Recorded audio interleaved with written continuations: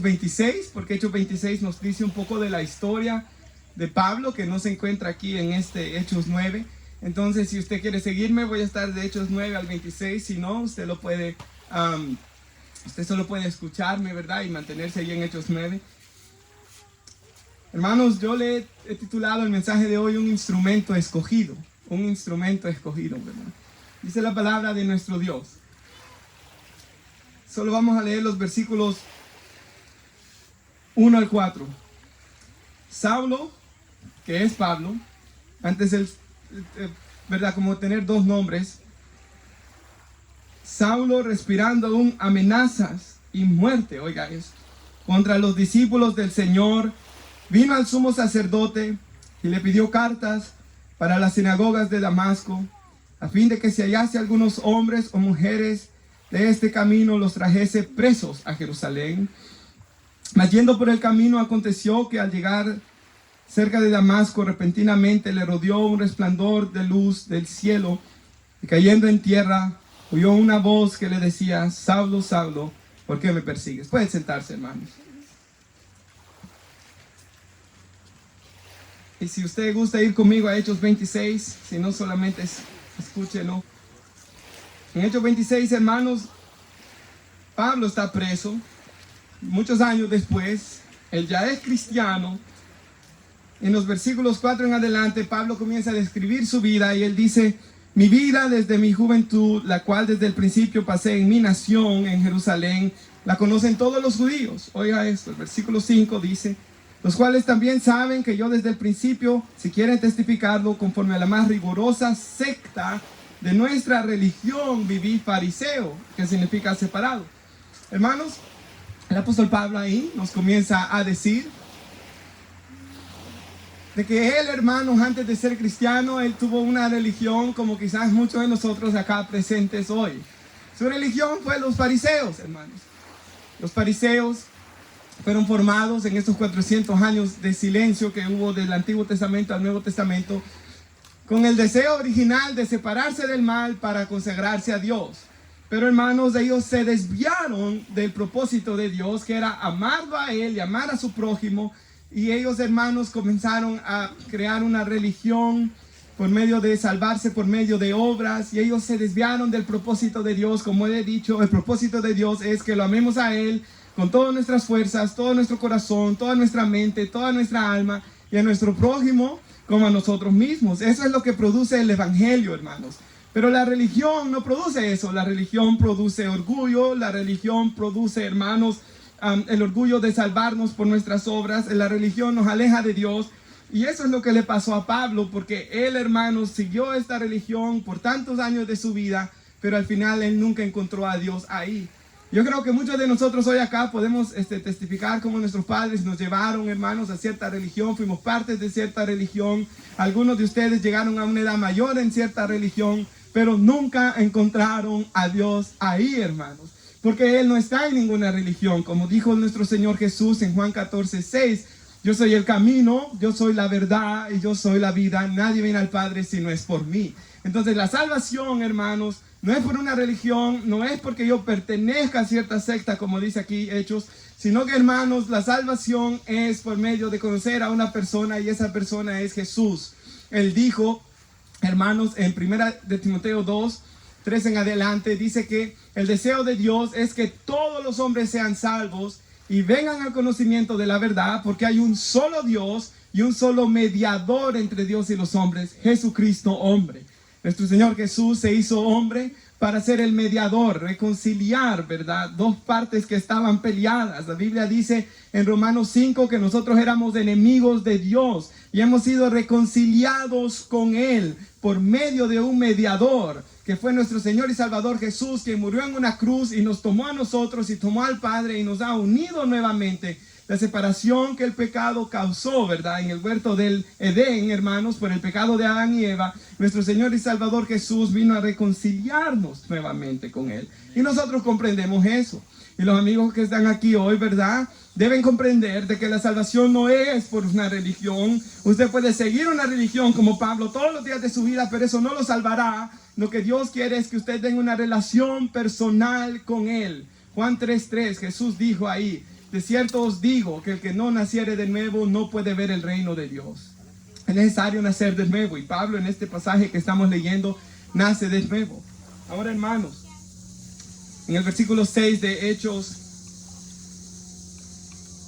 26, en el versículo 9, perdón, Pablo comienza a contar cómo él comenzó a perseguir a la iglesia cristiana cuando los primeros cristianos comenzaron a predicar en Jerusalén. Dice, yo ciertamente, dice Hechos 26:9, había creído mi deber hacer muchas cosas, oigan, en contra del nombre de Jesús de Nazaret, lo cual también hice en Jerusalén. Y oiga lo que él dice, yo encerré en cárceles a muchos de los santos, habiendo recibido poderes de los principales sacerdotes. Cuando los mataron, yo di mi voto, dice. Entonces, hermanos, vemos un hombre similar, y es lo que le digo, la religión solo produce odio y solo produce rencor. Ninguna religión salva, la Biblia es tan clara en esto. Igual que hoy vemos hombres de ISIS, hermanos, no sé si ustedes vieron un video hace muchos años atrás, en una playa también, hermanos, decapitaron a muchos cristianos. Pablo tenía algo similar. Él, hermanos, cuando la Biblia dice en el capítulo más adelante, el 7, de que cuando ellos apedrearon a Esteban, él estuvo ahí y él estuvo de acuerdo. Y las ropas de los hombres que apedrearon a Esteban para que no les salpicara la sangre de Esteban la pusieron a los pies de Pablo, dice la Biblia. Entonces, hermanos, aquí él nos dice de que muchas veces él andaba buscando cristianos, los metía presos y él daba el voto para que los apedrearan por herejes, por blasfemos, por seguir a este hombre Jesús. Ahora, hermanos, sigue diciendo ahí el versículo 11, y muchas veces, dice él, castigándolos en todas las sinagogas era el lugar donde se reunían los judíos, los forcé a blasfemar, dice. Algunos los logró hacer que blasfemaran a Dios, y enfurecido, imagínense este hombre, hermanos, enfurecido sobremanera, dice, con un gran enojo, con una gran raíz de amargura contra ellos, los perseguía hasta ciudades extranjeras. Entonces este hombre estaba dispuesto a destruir el cristianismo, dispuesto a hacer desaparecer el nombre de Jesús sobre la faz no solo de Israel, pero sobre la faz de la tierra, hermanos. Yo quisiera leer algo que él escribió años después. En Filipenses 3:7 dice él esto. Él dice, antes creía, dice él, que estas cosas eran valiosas, dice. Su religión, su patriotismo, ¿verdad? A veces, hermanos, detrás de ese patriotismo lo que hay es pecado también. Cuando comienza a haber racismo, cuando comienza a haber menosprecio de otras naciones, hay racismo detrás. Por tanto, nuestra ciudadanía está en los cielos, dice la Biblia. Amén, hermanos. No importa color de piel, es más, el pasaje que leíamos al principio, Jesús dijo en Mateo 28, hagan discípulos en todas las naciones. La palabra naciones en griego es etnos, etnicidad, todos los colores. ¿Verdad, hermanos? Todas las naciones, no importan estas cosas ya. Pero él, hermanos, estaba tan orgulloso por su nación, tan orgulloso por su religión, que, hermanos, todas estas cosas eran valiosas. Pero ahora, dice él, considero que no tienen ningún valor debido a lo que Cristo ha hecho. Cuando él comprendió que Cristo era el Hijo de Dios, que él era Dios mismo, muriendo en una cruz, pagando el precio por sus pecados, él dice, todas estas cosas que yo estimaba ya no tienen ningún valor para mí. Así es, dice él. Todo lo demás no vale nada cuando se compara con el infinito valor de conocer a Cristo Jesús, mi Señor. Entonces él dice, hermanos, que conocer a Cristo es más valioso de que todas las cosas que la religión le pudo dar. Y si usted hoy aquí no siente eso, usted no es salvo y usted va camino a la condenación eterna del infierno. Porque si usted ama al mundo, el amor del Padre no está en usted, dice la Biblia. Si su deseo es solamente llenarse de cosas del mundo, dinero, carros, pero usted no ama a Cristo Jesús, usted no ha conocido a Cristo Jesús. Ahora, hermanos, dice él, por amor de él, he desechado todas las demás cosas y la considero basura, dice. O sea, su religión él la considera basura, porque eso es lo que habla el contexto de Filipenses 3. Que él era de la tribu de Benjamín. Todas estas cosas que él hizo para ganar su salvación son basura, dice él. A fin de ganar a Cristo y llegar a ser uno con él. Hermanos, para nosotros nuestras obras, como dice el libro de Isaías, son como trapos de inmundicia, hermanos. Por comparados con la obra preciosa que Cristo Jesús hizo en una cruz. Esa es la obra valiosa. Su sangre es preciosa y limpia de todos pecados. Y es poderosa para limpiar nuestras conciencias de obras muertas para servir al Dios vivo. Por eso me gusta Pablo, siempre, hermanos, él dice, yo sirvo a Dios desde mis mayores, con una conciencia limpia, dice él. ¿Por qué, hermanos? Porque aunque él había perseguido a la iglesia y él había hecho tantos pecados en el pasado, él comprendió que la sangre de Cristo lo limpió de todos ellos. Y ese es el evangelio, hermanos, caminar en perdón, ser perdonado de sus pecados. Primera de Juan 1:9, si confesamos nuestros pecados, Él es fiel y justo para perdonar nuestros pecados y limpiarnos de toda maldad. Ningún creyente se debe de sentir aún culpable por los pecados del pasado.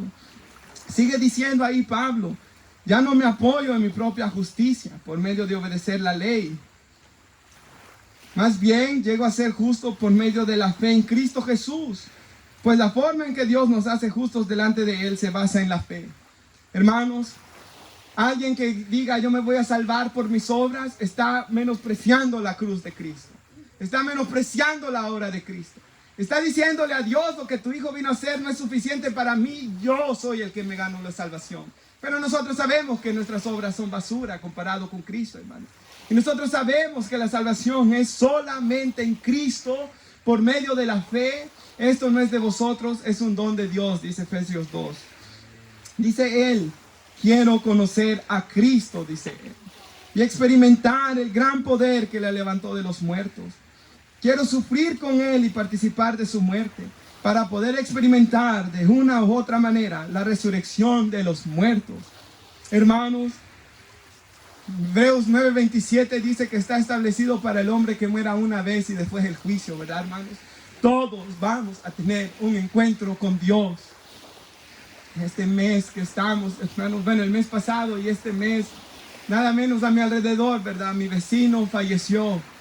Un esposo de una compañera de la escuela que apenas tenía 30 años falleció. Hermanos, y a nuestro alrededor, pero el hombre ve gente morir a su alrededor y se llena de orgullo. Otros morirán, pero yo no. Yo soy eterno. Yo voy a llegar a 100 años. Viejo, me voy a arrepentir. Como dice en Santiago, oh hombre orgulloso, que dices, mañana voy a hacer esto, voy a traficar, voy a vender, voy a hacer negocios. Si tu vida es como la neblina que hoy es y mañana no es. Nadie sabe, hermanos. Por tanto, si oyeres hoy su voz, no endurezcáis vuestro corazón, dice la palabra de Dios. ¿Quién puede aquí enorgullecerse que va a vivir hasta los 100 años? Nadie. Puede morir saliendo de aquí en un accidente. Cuando yo tenía 4 años, hermanos, y uno casi no se acuerda nada de esas edades, ¿verdad? Pero son los primeros recuerdos. Me recuerdo, hermanos, estar en la casa de mi abuela, me recuerdo estar sentado ahí, estaba yo solo, hermanos. Me recuerdo ponerme a pensar, ¿por qué es que mi papá tuvo que morir? Imagínense qué idea más extraña para un niño, hermanos. Y entonces yo, hermanos, desde pequeño siempre he tenido en cuenta, hermanos, que nuestra vida, aunque no sabía ese pasaje, pero ciertamente es como la neblina, hermanos. Y es como la flor del campo que hoy sale y se marchita y deja de ser. Ninguno de nosotros es eterno. Por tanto, tenemos que estar en Cristo hoy, hermanos, a cuentas con Él. Y servirle, hermanos, lo más que podamos, ¿verdad? Ahora dice, hermanos, Primera de Juan 4:10, que también quería usar este pasaje bíblico para compartir hoy. En esto consiste el amor, dice. No en que nosotros hayamos amado a Dios, eso me gusta mucho, hermanos. Sino que Él nos amó a nosotros y envió a su Hijo en propiciación por nuestros pecados. Quien inició el amor fue Él. Desde que Adán pecó, el hombre comenzó a esconderse de Dios. ¿Se recuerda en Génesis? Desde ahí el hombre no ha cambiado hasta hoy. Todos nosotros huimos. No queríamos invitaciones a la iglesia. Todos nosotros hemos huido de Dios. Y hermanos, Él es el que nos ha venido buscando. Él mandó a su Hijo a morir en una cruz por nosotros. Él no nos ha dejado de buscar. Con cuerdas de amor te he traído hacia mí, dice en el Antiguo Testamento Dios a Israel. Y de igual manera Dios ha tratado con nosotros. Ahora, hermanos, vamos al versículo 10 de... regresemos a Hechos, hermanos. Al versículo 6, perdón, Hechos 9. Hechos 9, hermanos. El versículo 6. Vamos a leer un poco más de la historia. Dice ahí, hermanos. Versículo 5, perdón. Pablo cae al piso, ¿verdad? Escucha la voz del Señor que le dice, Saulo, Saulo, ¿por qué me persigues? Versículo 5. Y él le dijo, ¿quién eres, Señor? O sea, él ya se humilla ahí, ¿verdad? Él nunca había sentido una presencia igual. Yo me recuerdo, hermanos, yo tenía 16 años cuando sentí la primera vez la presencia de Dios. Yo jamás había sentido en mi vida algo tan maravilloso, hermanos, como la presencia de Dios. Por eso es de que nos arrepentimos, porque ante la presencia santa de Dios el hombre se siente un pecador y se arrepiente. Ahora le dice el Señor Jesús, yo soy Jesús a quien tú persigues. Dura cosa te es dar coces contra el aguijón. Si ustedes como yo, hermanos, no tenían ni idea que era coces, tuve que buscar un montón de otras, ¿cómo se llama? Traducciones bíblicas. Ahora coces es patadas, hermanos. Y este aguijón aquí era usado para el ganado. Y vi una foto, hermanos, que era un tipo de un palo así que tenía un aguijón, como un silo de hacha al final. Y golpeaban a veces los animales que eran bien rebeldes. Entonces, hermanos, imagínense que el hermano Gilberto estuviera acá y tuviera uno de esos así parado y que yo le estuviera dando patadas. Me estuviera ensangrentando mis piernas, ¿verdad, hermanos? Eso fue lo que el Señor Jesús usó para demostrarle a Pablo que entre más se endurecía a creer, quien se estaba haciendo el daño era él mismo, hermanos. Y de igual manera nosotros, cuando nos endurecemos, hermanos, son nuestros matrimonios los que sufren, son nuestros hijos los que van a sufrir, son nuestros padres y nosotros los hijos somos los rebeldes, somos nosotros los que nos hacemos el daño. Ahora dice, hermanos, él temblando y temeroso dijo, Señor, ¿qué quieres que yo haga? El Señor le dijo, levántate, entra en la ciudad y se te dirá lo que debes hacer. Y los hombres que iban con Saulo se pararon atónitos, o sea, sin palabras, oyendo a la verdad la voz, mas sin ver a nadie. Entonces Saulo se levantó de tierra, porque quedó tirado en la tierra, hermanos. Y abriendo los ojos no veía a nadie. Así que llevándolo por la mano, le metieron en Damasco, en donde estuvo 3 días, y ni comió, ni bebió. Había entonces, dice, en Damasco un discípulo llamado Ananías, a quien el Señor dijo en visión. Dios le aparece a este hombre, Ananías. Y él respondió, heme aquí, Señor. Y el Señor le dijo, levántate y ve a la calle que se llama Derecha, y busca en casa de Judas a uno llamado Saulo de Tarso, porque aquí él ora. Entonces Pablo estaba orando al Señor. Y yo me imagino, hermanos, en todo ese tiempo este hombre debe estar arrepentido. Perdóname por todas las veces que perseguí a cristianos. Perdóname por Esteban, que fue el primer mártir de la iglesia. Yo estuve ahí cuando lo mataron. Perdóname por todas mis iniquidades y pecados. Y hermanos, el Señor va a mandar uno de sus discípulos, Ananías. Y hermanos, versículo 13 dice, entonces Ananías respondió, Señor, he oído mucho acerca de ese hombre. ¿Cuántos males ha hecho a tus santos en Jerusalén? A esos discípulos que han sido apartados para alguien especial, ¿verdad? Nosotros hemos sido apartados para Dios, hermanos.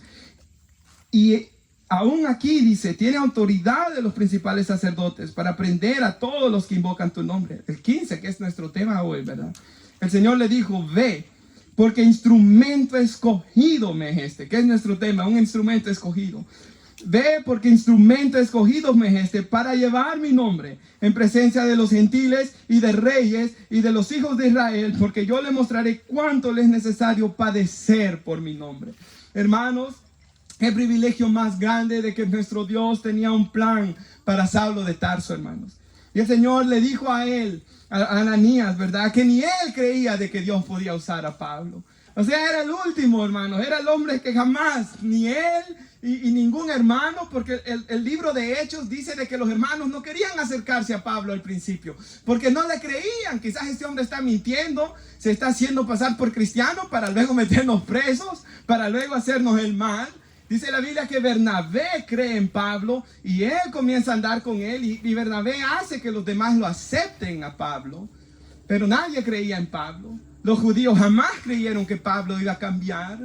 Pero hermanos, Pablo dice, hermanos, que él fue puesto como ejemplo de la gracia de Dios para los siglos que vinieran, hermanos. Él fue puesto como un ejemplo que Dios puede cambiar aún al peor de los pecadores, como él se llama en la Biblia. Pablo dice, yo fui el peor de los pecadores. Chief of sinners en inglés, dice él. El capitán de los pecadores fui yo, prácticamente está diciendo él ahí. Hermanos, sin fe es imposible agradar a Dios.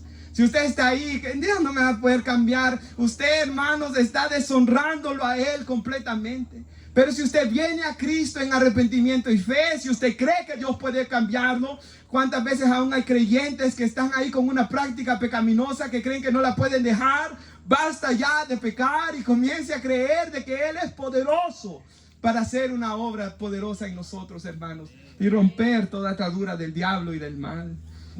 Ahora, hermanos, la Biblia dice que Dios escoge muchas veces a la persona que menos se imaginan para traer gloria a su nombre.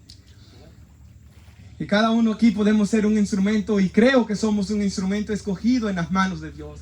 Y en la Biblia, hermanos, vemos por ejemplo a Dios escoger a Moisés, un hombre de 80 años que estaba en el desierto, que no tenía nada a su nombre. Las ovejas eran de su suegro, hermanos, no tenía absolutamente nada a su nombre. Él, cuando Dios lo llamó, él no creía que Dios lo podía usar a él, pero el Señor lo usó para glorificar su nombre. Ahora, hermanos, la Biblia no solo habla de viejos, pero habla de un joven que se llama Gedeón en Jueces capítulo 6. Y este hombre Gedeón, hermanos, es un joven de que está ahí escondiéndose porque Israel está siendo atacado. Y Dios le dice de que va a ser un poderoso guerrero de él. Y él comienza a decir, pero Señor, yo soy pobre, mi familia es pobre, somos de la tribu de Manasés. Pero el Señor le dice, yo voy a estar contigo. En la Biblia vemos, por ejemplo, a un joven pastoreando ovejas que se llama David. De que, hermanos, posiblemente mucha gente lo vio, que estaba ya un muchacho con ovejas, no pensaron nada de él, pero nuestro Dios, hermanos, vio su corazón y Dios lo escogió para ser rey de la nación de Israel. En la Biblia aparece un hombre en el mar que se llama Pedro, y este hombre está pescando en ese lugar. Y según, hermanos, sin lugar a dudas, Pedro pensaba que no iba a pasar nada en su vida. Yo voy a pescar, voy a hacerme viejo, voy a darle de comer a mi familia, voy a morir, voy a ver a mis hijos crecer, y esto es todo. Pero, hermanos, Dios tenía un plan para él, y cuando Jesús lo ve, le dice que dejara esa vida. Sígueme, le dice él, y yo te voy a hacer pescador de hombres. Entonces nuestro Dios, hermanos, es poderoso para escoger y usar, hermanos, a personas para su gloria. Cada hermano que hoy se va a bautizar, nosotros creemos, hermanos, de que el Señor los usará para honra y gloria de su nombre. Quisiera leer un pasaje bíblico para ir concluyendo, hermanos. Está en 1 Corintios 1:27 y dice así, 1:27 al 31. Pero Dios, dice, escogió a lo necio del mundo para avergonzar a los sabios. Oiga esto, hermanos. Él escogió lo débil del mundo para avergonzar a los fuertes o poderosos, dice la Nueva Versión Internacional. También escogió lo más bajo, vil, dice Reina Valera, lo más despreciado, dice, y lo que no es nada, para anular los que se creen ser algo, a fin de que en su presencia nadie pueda jactarse, dice él. Pero gracias a nuestro Dios estamos nosotros unidos a Cristo Jesús, a quien Dios ha hecho nuestra sabiduría. Es decir, oiga esto, hermanos, Cristo es nuestra justificación, Él es nuestro perdón, hermanos. Justificación era una palabra legal griega del antiguo tiempo, hermanos, que era usada cuando alguien era acusado de algo. Digamos, el hermano Ricardo es acusado y viene un acusador a acusarlo a él, hermanos, pero se muestran pruebas que él no es culpable y se declara inocente. Eso es ser justificado. La diferencia es que nosotros, si éramos culpables, somos pecadores. Romanos 3:23 dice, todos pecamos y estábamos destituidos de la gloria de Dios. Pero esa es justificación. Cristo vivió una vida perfecta, murió en nuestro lugar para que todo el que cree en Él no se pierda, mas tenga vida eterna. Y su sangre derramada nos perdona, hermanos. Él es nuestra santificación. Él es quien santifica nuestras vidas. Él es quien nos cambia. Él nos ha apartado para Dios. El cristiano nunca se siente satisfecho en el pecado. No, porque Él ya ha conocido a Dios. Y el cristiano es miserable en el pecado. Quizás usted practicaba algún pecado antes que no era cristiano, y cuando comenzó a caminar en Cristo cayó, pero ya no sintió igual. ¿Por qué? Porque ya Dios había cambiado su corazón, y por eso es que el cristiano anhela ser santo para Dios. Redención. Cristo ha sido nuestra redención, dice ese pasaje bíblico. Hermanos, redención era una palabra que en aquellos tiempos se usaba para esclavos. Ahora el esclavo, hermanos, no tenía propiedad alguna, el esclavo no tenía libertad, el esclavo le pertenecía a otra persona y nosotros le pertenecíamos a Satanás, a la muerte, dice la Biblia. Según de Timoteo 2:26 dice que Él nos tenía atados bajo un lazo, cautivos a su voluntad y no éramos libres. Por eso es que hay gente que le cuesta tanto venir a Cristo. ¿Por qué? Tú no eres libre, el diablo te tiene atado, dice la palabra de Dios. Pero hermanos, Cristo es nuestra redención. Él destruye esa atadura. Él nos liberta. Conoceréis la verdad y la verdad os hará libres, dice la palabra de Dios. Y nunca va a estar satisfecho, nunca va a estar feliz, siempre va a tener esa gran insatisfacción mientras tenga la atadura del diablo en su corazón. Hermanos, yo me recuerdo siempre, yo decía, cuando yo era un adolescente, hermanos, algún día mi vida va a cambiar, algún día mi vida va a cambiar, pero yo pensaba como en las películas, ¿verdad? Voy a agarrar algún trabajo, que voy a hacer dinero, o voy a conocer una muchacha bonita y me voy a casar con ella, y entonces voy a ser feliz. Pero fue, hermanos, hasta que comprendí de que ese vacío, hermanos, era porque yo fui creado como todos nosotros para tener una relación con nuestro Creador y para amar a nuestro Dios.